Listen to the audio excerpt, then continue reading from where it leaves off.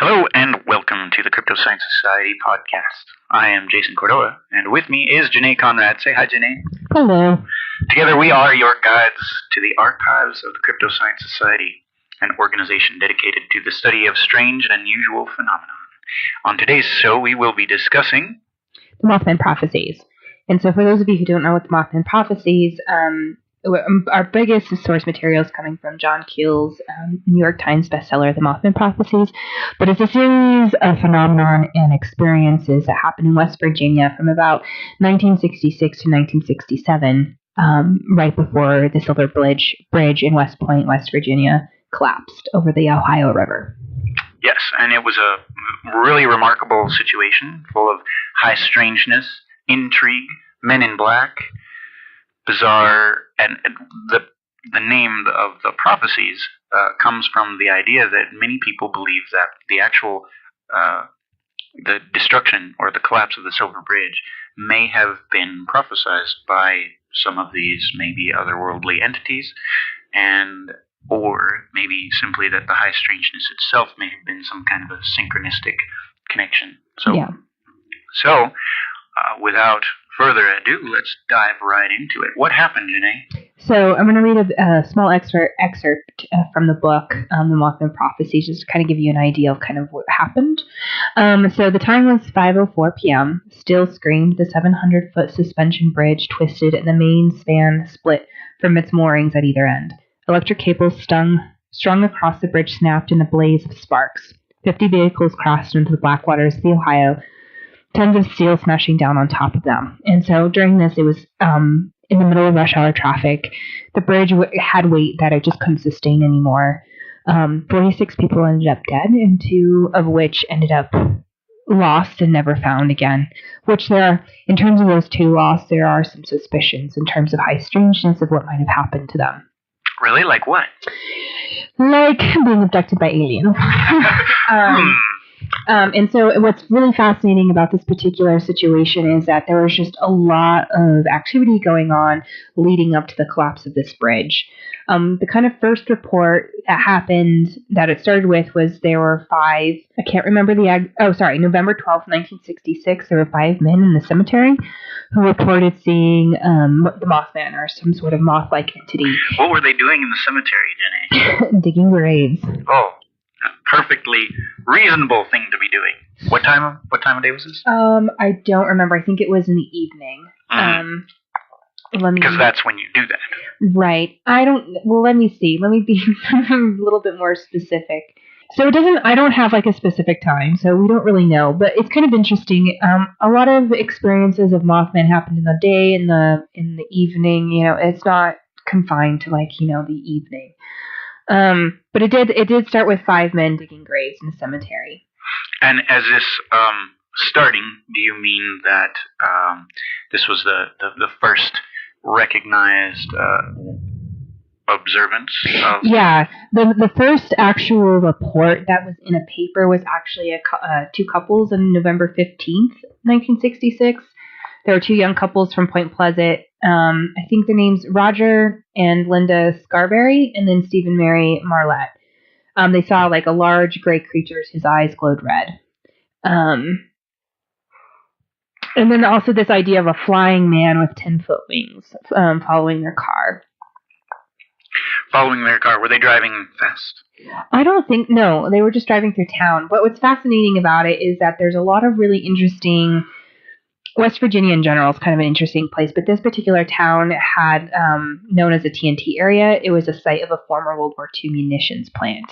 Uh-huh. So it used to be, during World War II, there was a lot of manufacturing going on. And then some factories and some, there's a nuclear power plant in that area too, isn't there? Yeah, and what's fascinating too is like West Virginia in general, that's what Quantico is, or will be eventually, in the. What do you mean? Oh, well, Quantico has been there. Well, has been there, but I mean, in terms of the military and FBI trainings and things like that, yeah, training centers and whatnot, right? And so then after this, there's just more and more sort of sites started happening, and then our kind of narrator of this whole event, who a lot of people know in terms of the paranormal community, is John Keel. So John Keel was an investigator living in New York. Yep.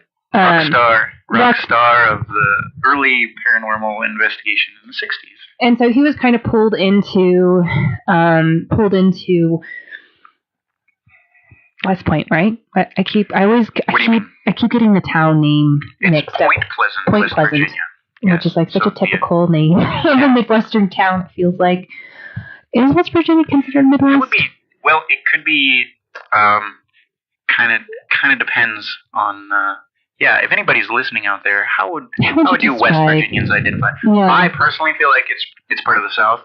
It became West Virginia because Virginia seceded from the Union, and the West Virginians wanted to remain Union. They were loyalists, while the rest of Virginia was Confederate. So technically, they are, they're not Southern in that regard. Got it. Okay. So it's kind of like so geographically speaking in general, in terms of boundaries and how it was set up, or is kind of an odd. Right. Now it is odd in general. The Ohio River is the western border, so this would be the southeastern border of Ohio.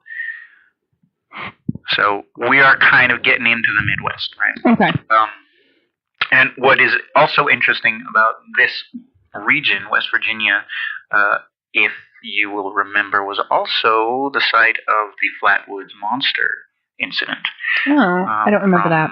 Yeah, so we could do a whole episode on the Flatwood Monster. Okay. But basically, it was a situation where a family witnessed a fireball come out of the sky, and they went out in the forest to go see what was going on, and they observed a very bizarre creature.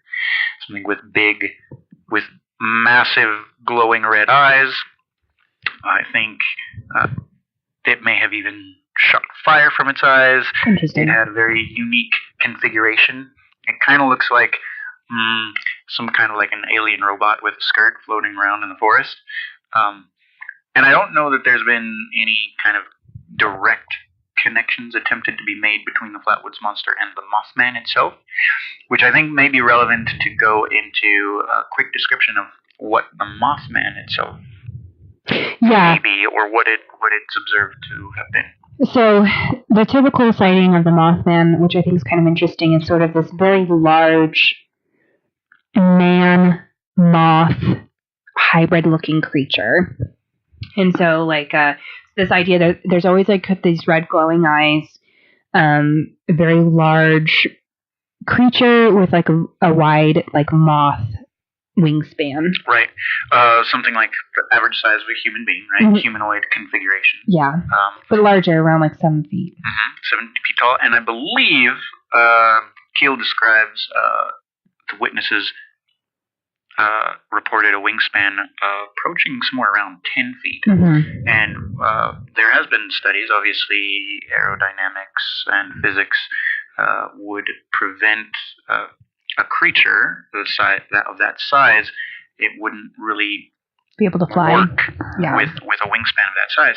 Now, people described the wings don't flap when it flies, right? It just moves. Right. They would see this creature in the dark, right? They're out there in the woods, and they see it, and all of a sudden, like, it's just standing there looming like this shadowy kind of form, because no discernible features were ever reported either. Yeah. Just like, well, what did it look like? It was just kind of dark and mysterious. And then all of a sudden it just lifted up off the ground and flew away, right? So it didn't even have, like, it didn't flap its wings or anything like that. So It was just, and so that's kind of like, yeah, in terms of that, it can't be. That kind of creature can't be. Mm-hmm. Right. At least in the physical reality as we know it. Mm-hmm. Right? Yeah, and so, like, sorry, I'm, like, trying to kind of, like, form my thoughts. So that was, like, the typical, like, experience. But that was, like, just one thing that people were experiencing in the town on top of other things. So other things that people kind of, especially once John Keel got there was, like, these odd contacts from these odd people, like, hey, I am Keel's friend. And so he started, in this, like, random person started doing interviews. And so by the time John Keel gets to this town, people are a little reticent to talk to him. Hello, my name is Jack Brown. Or Ingrid Gold. Indrid Cold. Yeah. Indrid Cold. He's his own thing. But there's this one, so very, very common. Hello, my name is Jack Brown.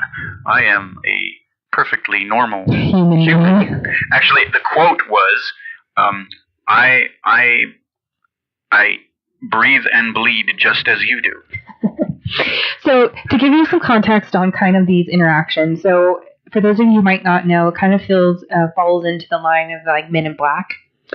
Not Men in Black like the new movie that you see.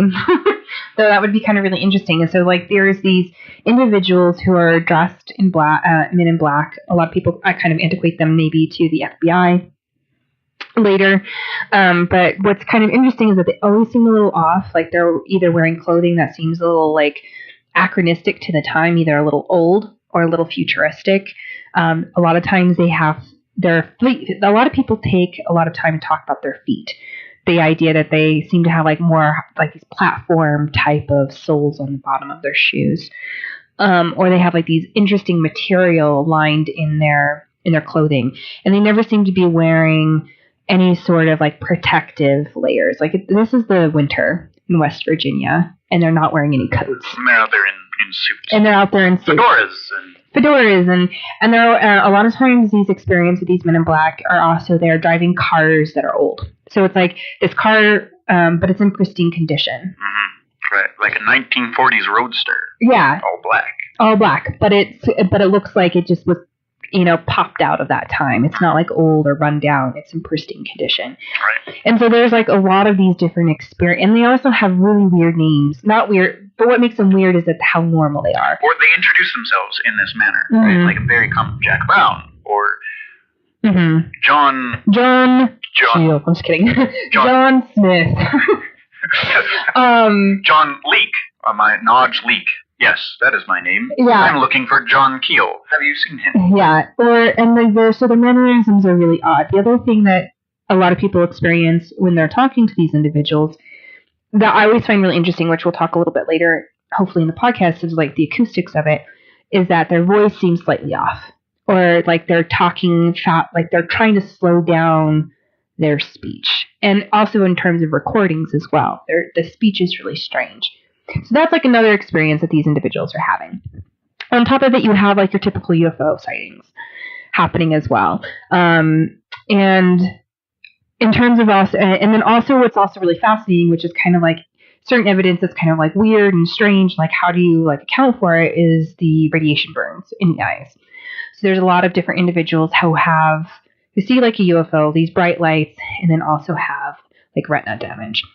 So that's another thing that happens. The other thing John Keel kind of mentions too is sort of there's this moment where there's this boundary close to the plant or sort of these underground tunnels where his body has a physical reaction. There's a boundary, some sort of psionic boundary, where he moves into it. He is fearful and kind of wants to vomit and wants to leave. And then when he steps out of it, he feels normal. So he kind of does this experiment. So there's also some of that going on as well.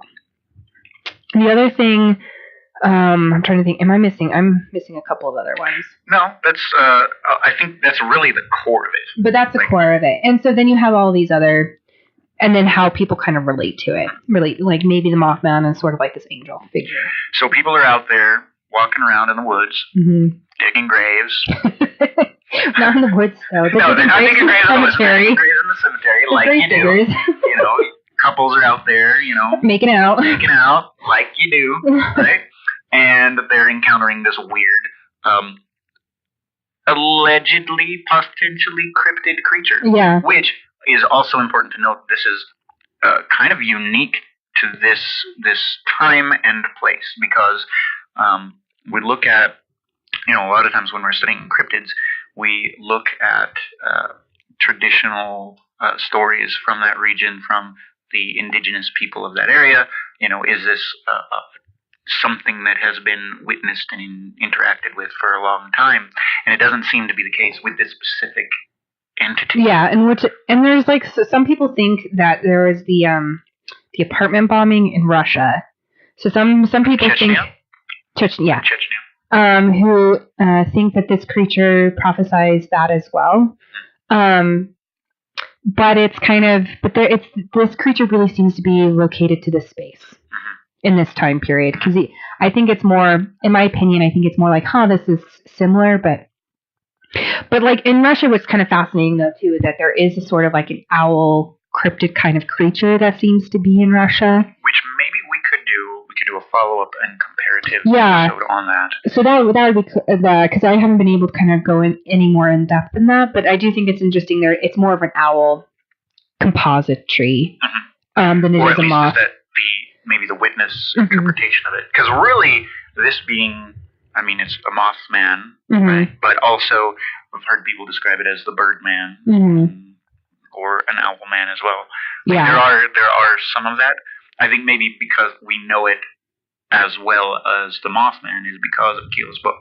Yeah, that's true. It's just become the the signifier. Right, exactly. But yeah, you're right. I think what's really interesting is how, like, and what I find interesting about this whole sort of series of events and how short it is how it's located to place and time, which I think in itself is significant and fascinating, like, and really interesting. So all of a sudden, we have this scenario coming up. People are encountering the Mothman. Fringe? Like fringe hotspots. Fringe hotspots? Oh yeah, fringe event. Anyway. So we're looking at, all of a sudden people are encountering this Mothman being. People are encountering these men in black, these strange people who don't quite seem to fit in, and almost intentionally so.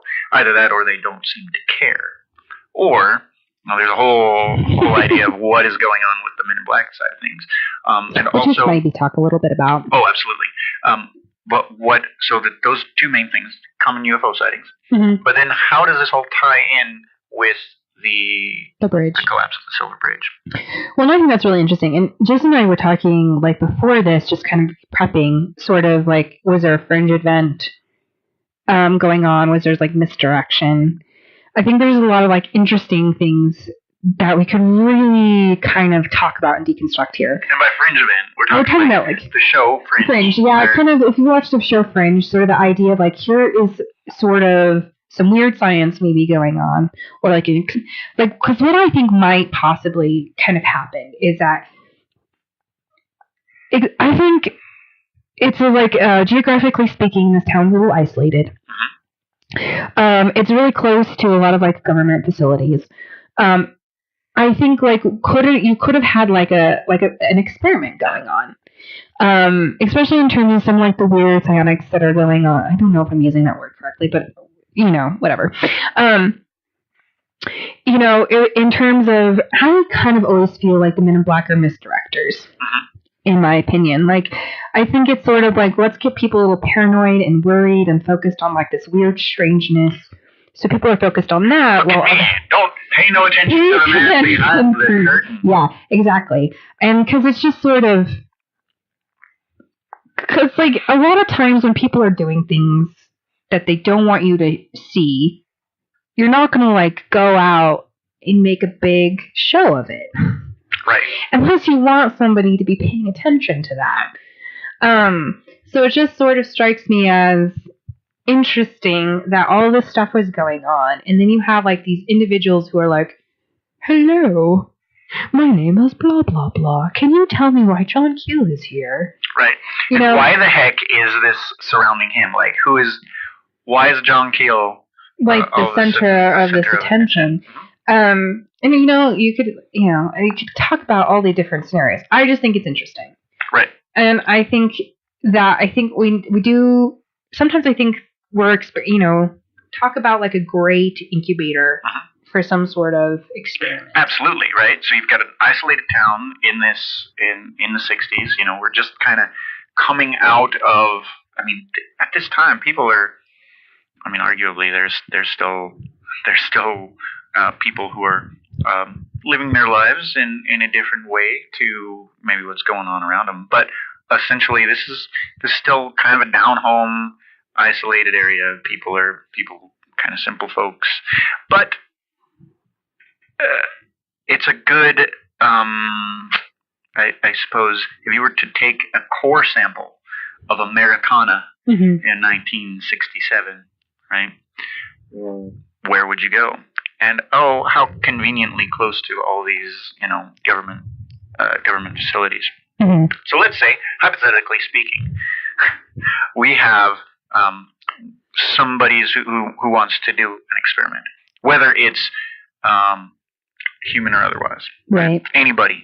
They're looking at this core sample group. Maybe they're looking at it as a sense of like, okay, well, we've got these UFOs coming in. How are these people reacting to the UFO, right? How are they going to respond to this major UFO event? How are they going to respond to this creature being seen in the woods? How are they going to respond to misdirection and cloak and dagger kind of stuff? So, on the one hand, one could look at this as a potential experiment for applying some kind of psychological manipulation on a population. Or not even manipulation, but just kind of like, what if we introduce certain stressors or certain elements, how are people going to respond on an individual level and then as a community? Right. Yeah. Also, here's another possibility, is that, let's just say there's the development of some kind of strange, or some kind of new kind of technology, right? And there's an attempt to distract, that technology is getting a little out of control, and then the attempt to go in and misdirect. Seal it, yeah. Don't worry about that. We're going to seal up the hole. Right. Seal up the cracks. Right, because it feels like, who's to say that there might be, like, thin spots or hot spots? I mean, I feel like the world is strange enough in terms of just what our reality is that, maybe, I don't know. It's just, I'm babbling. Let me see if I can regain my thoughts. I just kind of find that really fascinating, as a potential for like just a place that was an experiment, because we're thinking in a matter of months. We're just thinking from November of 1966 to December of 67. So that's like a very short window in terms of the collapse of the Silver Bridge. And then it just drops off. It just drops off. And I did try to look for a lot of like, what are some modern day experiences in Point Pleasant? I can't find any. Right. And so. And there are few and far between, like even in the folklore of the area, which we did want to address too, because again, from the cryptid point of view, Point Pleasant was traditionally inhabited by the Cherokee, the Shawnee, the Tutelo, and the Sapani, who regarded the area in, kind of avoid it. Yeah, like leave it alone. It's all right. It's all right. We're gonna do our thing. Let whatever's going on there do that. And I would love to do an episode on indigenous, in general, paranormal of indigenous tribes. And I know we haven't. Have we talked about the Skinwalker Ranch specifically? No, we haven't. So and that could be another episode too. But in terms of I kind of create like a parallel there. Skinwalker Ranch has a longer history of paranormal phenomenon. A lot of more research has gone into it, but it feels very similar to me. A long-term, kind of well-documented, kind of hot spot, right? Or soft spot, I would say. Hot spot, soft spot. The reason I would call it a soft spot is that I think that's in terms of soft, in terms of like the potential of thin reality. Because apparently my favorite thing, and like every episode I seem to talk about, is psychoreactive phenomena. Right. I think it's really interesting. There's something about the interplay of space and location and people and different things. So that's why, for some reason, I am more inclined to think, maybe experiment. So if this is indeed, let's say this is a soft spot. Right. And let's say somebody was trying to experiment with it, right? And going back to your whole psionics, which, by the way, is defined as the study of paranormal phenomena in relation to the application of electronics. The term comes from psi, or psyche, and the onyx from electronics in a machine is closely related to the field of radionics. And while there is no scientific evidence that psionic abilities exist, this raises some questions of... So it's kind of, so I was using the word correctly, yes. Because the idea, especially those boundaries are certain, like electronics or technology having an impact on the human body, or creating sensations of fear. I mean, we do it all the time when we're investigating a house or a ghost haunting. It's like if there's exposed wiring, that level of paranoia, that being seen on the back of your head can be really explained away in a lot of ways. Like especially why basements have some of the most... like why basements are such a place of paranormal phenomenon happening, a lot of times can be explained by a lot of the technology that's in the basement, the exposed technology. Right, we're looking at it's well known that there is, I guess, being exposed to certain types of radiation and certain energies will mess with your mind. Right. Just a quick, a really straightforward, basic breakdown of what's going on. So if there's something weird going on, it could be just torn down to its basic framework of what if this is some kind of strangely energetic center. Some kind of energy is going on and maybe interacting with the minds of the people there that are exposed to it. Yeah. Right? And what kind of effects? Is this all is this a mass hallucination again? Is this an actual... Is it acting like a virus? Is it acting like a virus? Yeah. Or is this, again, that psychoreactive phenomenon? Mm-hmm. People have been talking about this Mothman. So now, whatever this entity is, whatever this energy is, is it an intelligence? Now, is it manifesting in a way that it knows that this person is going to respond to it, right, in a way that it wants to, right? So what better place for this to happen, right? Mm-hmm. Now, is this kind of a spike in energy at that time? Is this, the veils gone thin? Well, and I think it's kind of interesting too, because I'm a person who kind of buys in or kind of thinks, feels like there's something to the idea of global consciousness, that we're like connected. And things like random things that we can do is like you get a group of people in a room together, their heartbeats start to sync up, just things like that. There's always outliers. People might have like people with uteruses that menstruate once they start living together for a while, and it happens. Like we don't necessarily they line up, so we don't know what that. And so we have like these biochemical reactions to other people because we're like these organisms. We're like organisms made up of all these bacteria, and so our bacteria are interacting with other people, and so we become our microbes. We sync up our microbes, and so so there's something to that idea of a macrocosmic sort of entity that people create. From I think a biological level, even up to just a psychological level, look at mob mentalities.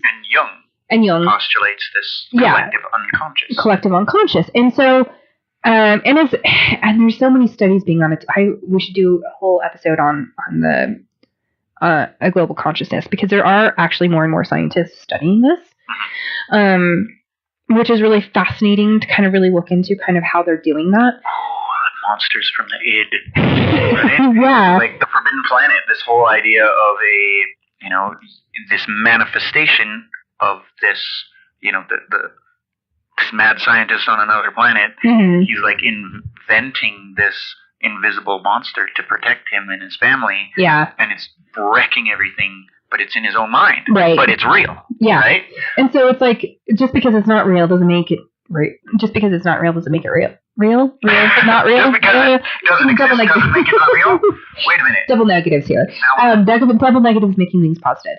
But yeah, so definitely... We're gonna think ourselves out of existence. Right. And so I think that kind of hooking... And also too in terms of... And I might be meandering away, which we have a tendency to do that. But kind of looking at this sort of... This concept of... just kind of like the evolution of phenomenon happening through the decades. Because really at this time there was more and more, we were heading what Vietnam War, what's the time? 1960s, but specifically around this time? Yeah, actually it was taken off, I think 65 to 71-ish. So historians are getting some out of me. I'm really bad with dates. I just know it happened in the 60s. Because I'm really good as an educator, Jene. I know. Well, dates are important, kind of. Right. But I think as long as you know that they happened in a day. The term, like the context and the context. So you really have this shift, I think, happening in American culture where we kind of go from like World War II as like our government being really, trusting. Right. Super people being trusting of the government. Right. And you kind of see World War II era, like, yeah, that's right. Like Air Force is on point. They're saying, well, they said UFOs aren't real, so I'm. And so when you have like UFO phenomenons or experiences, it must be a government, please. It looks. Once I heard the FBI was interested, I best leave it to professionals. That's probably insulting to someone. Yes, I apologize to anybody who might bear that type of accent, particularly if you're in West Virginia. But if you look at things in terms of like you have like alien invasion, so it's like the xenophobic sort of kind of psychological experience happening in terms of like phenomenon experience. And then as we start kind of moving into the 60s, you start seeing more like government conspiracies and, like the government's experimenting on us, like MK Ultra's not till later, never mind.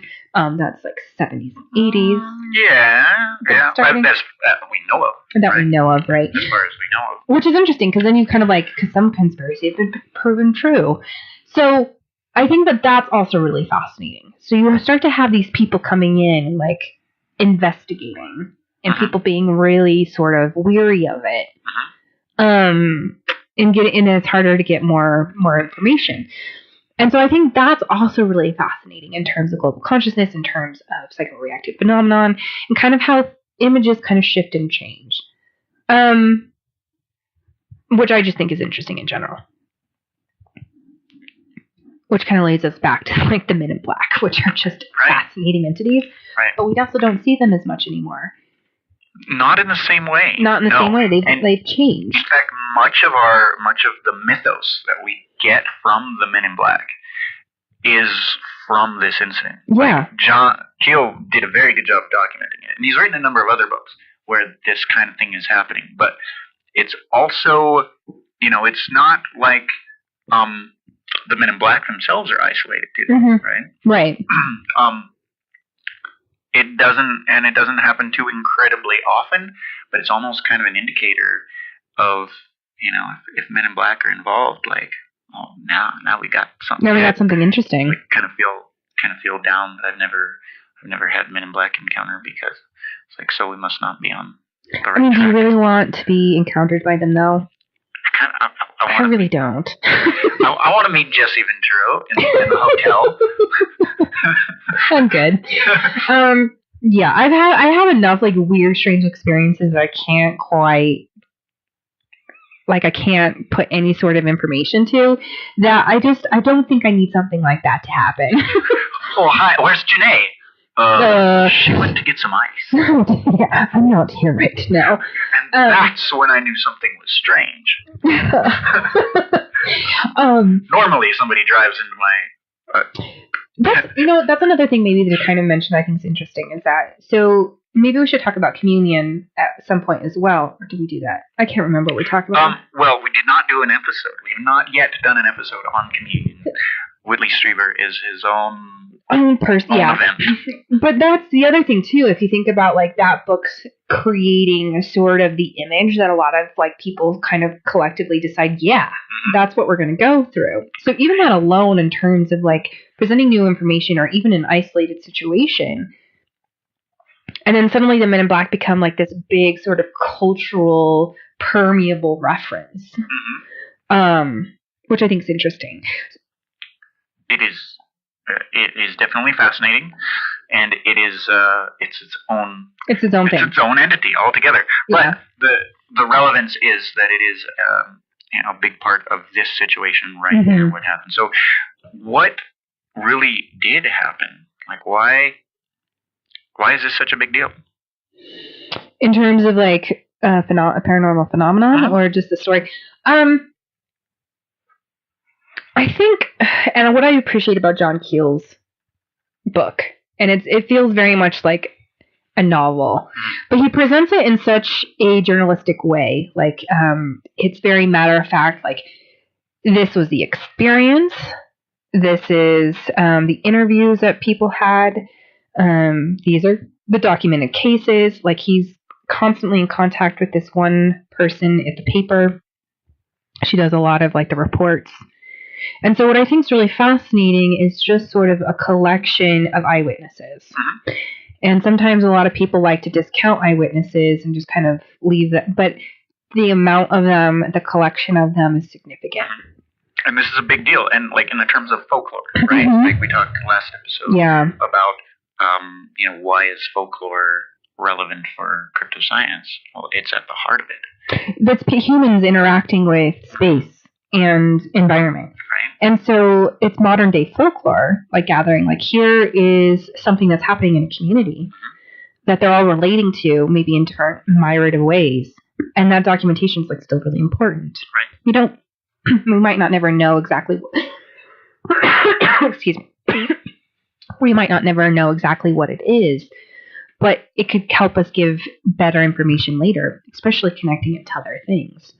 The other reason I think it's significant too is just sort of like the story. It's just fascinating. It is a good story. Here's a man who's like this, who's done a lot of studies in like journalism. Goes into a town to collect information, and just comes across like really odd things, like a lot of people not talking to him because this other Ingrid Cold. Such a weird name. Mr. Cold. Who is also described as the smiling man. Or the grinning man, because he has a very happy face. Yeah, and so if you've ever watched the movie that this is based off on, which is very much stripped down quite a bit, I think they do a good job of capturing sort of like the odd sort of... Kind of the essence of he gets these weird calls. Now, it's important to note a key difference in the movie versus the book and actual events was that Keel never actually interacted with any of the Men in Black directly. He would be talking to a witness, interviewing a witness. Well, what did you see? Well, I saw this weird thing. I saw this weird thing. And this other guy came asking questions about you. Right? And they told me to give you this message. Right. And that's where the prophecy element comes in, right? Where there were all these cryptic messages that witnesses were receiving from these so-called Men in Black, or even, I don't think the Mothman directly interacted with anybody. Mothman never interacted. He was just there. It was just there. Right. There was all these things that were just there. There's this being that keeps just popping up. Yeah. And there's this UFO sighting that keeps popping up. And Keel's down there interviewing witnesses, trying to collect data, collecting the stories. And also, all of these witnesses are saying, yeah, I met this really weird guy who says he knows you. Been working with you. We should talk to him. Talk to them. Talk to a cold person. So he's getting this information, these weird cryptic messages that imply something really heavy duty is about to go down. Yeah. And then the other thing that's really fascinating too, a lot of people connected to this, a lot of these eyewitnesses die shortly after this event. After either on the bridge itself, or from like cancer, weird complications after the bridge collapsed. So like the woman he was talking to at the newspaper a lot ended up dead because of like because of cancer, I believe. So a lot of these eyewitnesses are they're dead, which is weird. Like, I don't know what that is, and I can't explain it, but that's odd in itself. Right. But what I find kind of fascinating, okay, so there's this cryptic message, there's these prophecies. Well, then my thing is like, well, why the bridge collapse then? You know? Right. Like, it's kind of have this weird Cassandra prophetic element to it. It's like you have the prophecy, but you can't stop it from happening. So let's, hypothetically speaking, let's say for a minute that I am an interdimensional being and I can see the future. And we were just talking at the Astronomical Society last night. We're looking at gravity waves, and we know that time and space are there's no such thing as time or space. It's space-time, right? Everything's together. So this higher level, multidimensional being lays it down like this thing's going to happen. Right? Can't be changed. There's nothing we can do about it. So then what would Can it be changed? Can we go back and change history? Can we affect reality? Is this fatalistic? Is this... Yeah, and then you have to answer those questions. Or, like, one of the things I think the movie does kind of thing is, like, he is able to save himself. Like, he needed to not be on the bridge kind of thing. Or the two people who, like, disappeared. Like, where are they? So it makes you kind of wonder... And in Tracy's, these individuals, and maybe it doesn't even matter, but it's still... Like, does it matter? But it's still really weird. It's like, why? Why would an interdimensional being want to, like, let people know about... That's why I think experiment. I feel like almost a bridge has no... Like, it doesn't matter. Right. I feel like it's just sort of this non sequitur. It just happened to coincide with it. Right. A lot of people are like, well, coincidence. Like, like, this just happened to happen. Right. With maybe something else going on. Right. So, and just because it was such a major event and a huge event for that community. Yeah, right? 46 people died in December. And obviously, it is human nature to connect to all big these things. Right? Yeah. All of a sudden, out of nowhere, we have these weird encounters, this build up to this weird stuff, and then this big disaster occurs, and then all the weird stuff drops off. Yeah, because like the bridge was always going to eventually fail. Like, it was an inevitability because it was built back in the 20s. Built in the 20s, yeah. All of a sudden we have like really high traffic, larger machines going across it. It would be interesting to maybe research like what was kind of investigation, like the investigation of it, or looking into were there people who's like we really needed to fix the bridge. Like some of those government documents or town meetings and things about the bridge. Right. Did people know that it was like structurally unsound? This is your pet project. It's gonna be like your life's work. Like really, like I just pick apart the bridge part. Pick apart Point Pleasant. Because it's just so fascinating. Because I think as humans we always like want to connect so many different things together, and I think some things are just weird, and I think some things don't coincide. I think that there's coincidences sometimes, but I think sometimes they're not. I've kind of come to realize like my brain's a little too fluid. It is indeed. Yeah. Well, two or contradictory. Good for better or worse. You have a fluid mind, and it is a beautiful one at that. And that kind of brings us right up to our time. So we are no closer to an figuring it out or experience. But it's like research it. We maybe should like it'd be cool. Like maybe go to our Instagram, tell us what you think. Yeah, definitely. We are happy to have some feedback and read the book.